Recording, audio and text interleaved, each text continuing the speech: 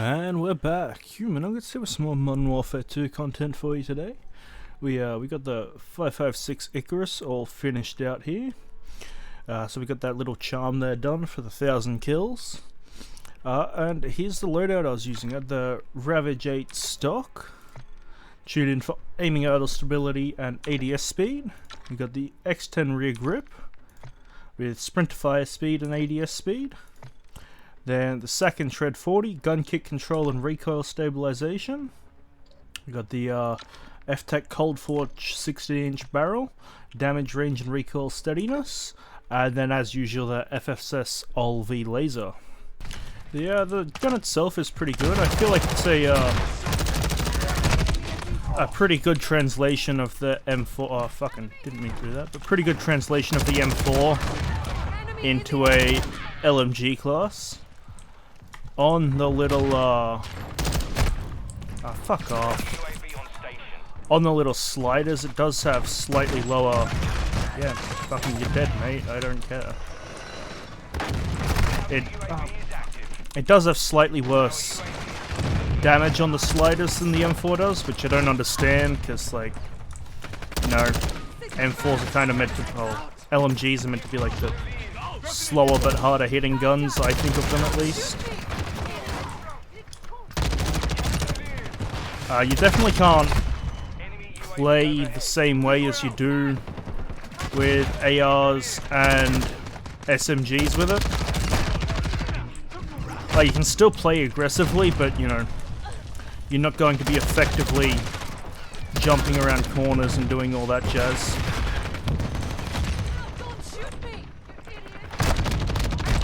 And, you know, you kind of want to keep sprinting to a minimum if you think you're going to be getting into a combat situation soon, just because it does take all that time to ADS. But you know, the extra ammo that you have from it being an LMG comes in incredibly handy. Especially if you're on shipment here. You want to be reloading as little as possible. Like, you can duck into these little areas here, but people kind of expect you to be there, so it's not fully safe. But if you're someone that camps in that shipping container or the equivalent one on the other side, you just ship. Like, both for the camping wise, like, camping's gonna be like with pretty much every gun. It'll get you way more kills with this thing than playing with aggressively will, just because of how this game is set up. But if you're camping in one of them, not only are you fucking camping, but it affects, like, your teammates can spawn behind you, and then they can't leave the container because, like, you know, fucking teammates count as obstacles, so you can literally spawn trap your own teammates inside the container. And it's fucking pissing me off so much. That's probably like my one gripe with shipment at the moment. Other than that, it's, you know, fast-paced like I want, and it just, like, the spawns play better than the larger maps, which, you know, just goes to show that the system they have in place elsewhere is fucking shit. It's got pretty good recoil control, so you can engage at range pretty well. Like, I still don't run a sight, and like, obviously shipment's never a good example for range, but it's still pretty easy to control.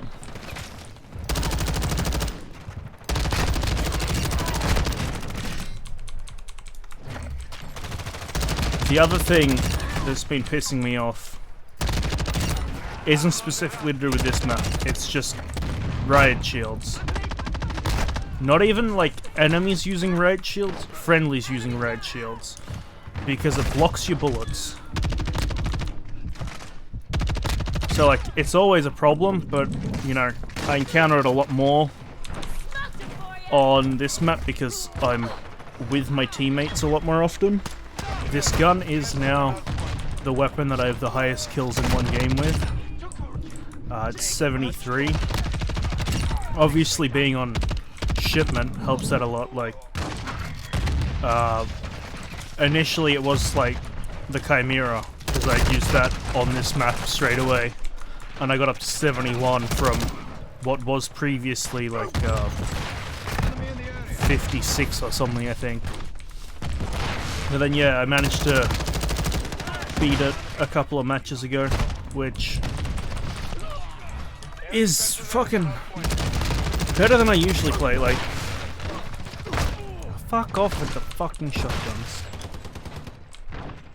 I saw him. He's still running around somewhere. There we are.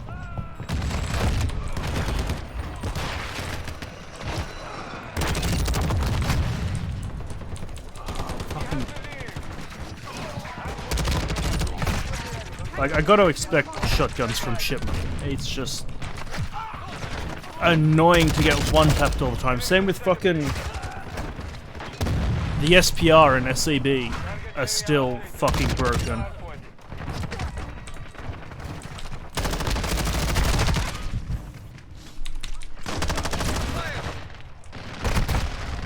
Like, you know, people running around one-tapping everyone with them still.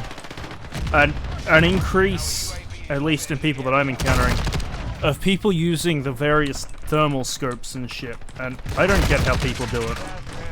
Like, holy shit, just for like the 10 seconds of a fucking kill cam where I can see it, it gives me a headache. Okay, that was a bullshit fucking spawn. And just as I was commending them before as well.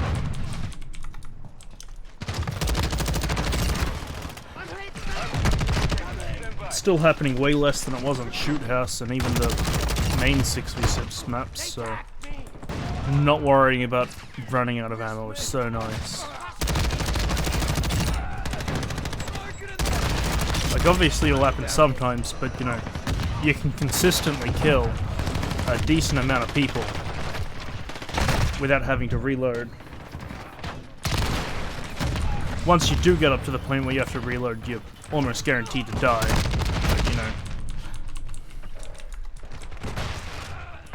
that's not a problem in the bigger maps. Like, there's that much space. I did start this gun when it was just Shoot House was the best option.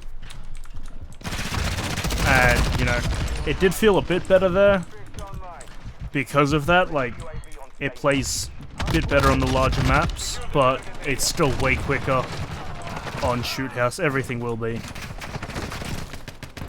The chaotic nature just lends itself. Even a bad game, you're still getting like 20 plus kills usually.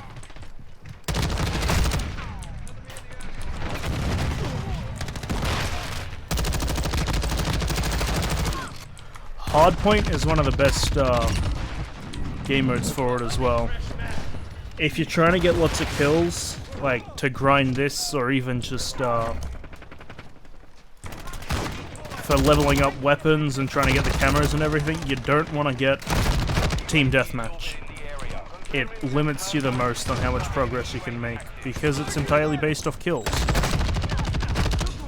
Whereas, you know, you've got Hardpoint here. Not only can you get as many kills as you want without the game ending, look at that quad feed, but fucking,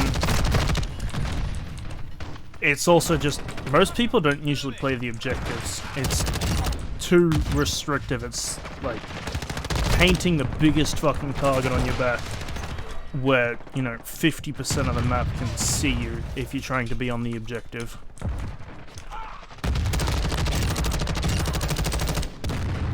Back on Shoot House, I found the best game mode to be Headquarters before they removed it from the rotation.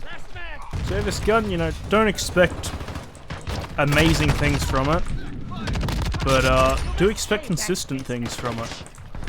And on that note, I'll leave it there. I hope you've enjoyed, and I will catch you in the next one.